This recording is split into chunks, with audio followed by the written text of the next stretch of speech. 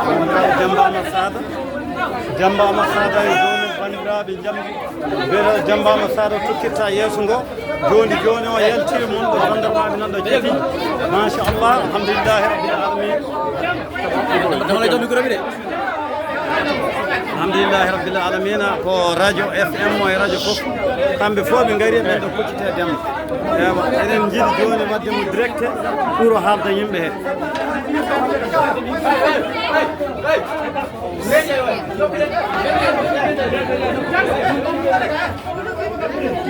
Demmba Hammadi Saada e dow men bandiraɓe. C'est bon pour tout le monde? Oui. C'est bon. Allez, quand tu vas.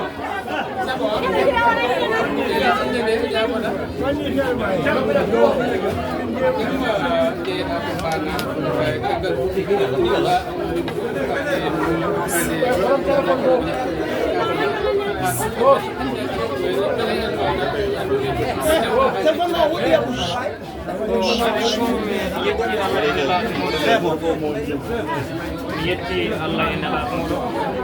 yetti kadi jinnaɓe meɗen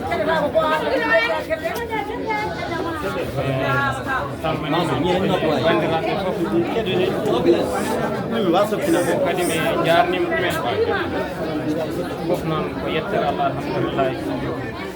mi wawi noon tawa tampere waɗi hen kono noon ko alhamdulillahi kala ko eɓe ñettani tawno ko tawiɗen kala kadi wawi wonde ko kam woni ko sabi noon mi yetti Allah kono noon mi yetti kadi ne jinnaɓe mi salmini noon bandiraɓe fof mbiyo mbimi ɗi bani adama fof ha tenki noon eɗi fuli fof ɓe ƴiƴam jogatay kulaago jogata ƴiƴam mumen mi salmini ɗumen mi yetti ɗumen mi jarnima ɗumen RTS sabu kañumen daranade sabu kañumen andude komi ƴiƴam mumen mi salminiɓe mi yettiɓe mi jarnima hay hen goto kadi no woppani beltima noon no feewi ko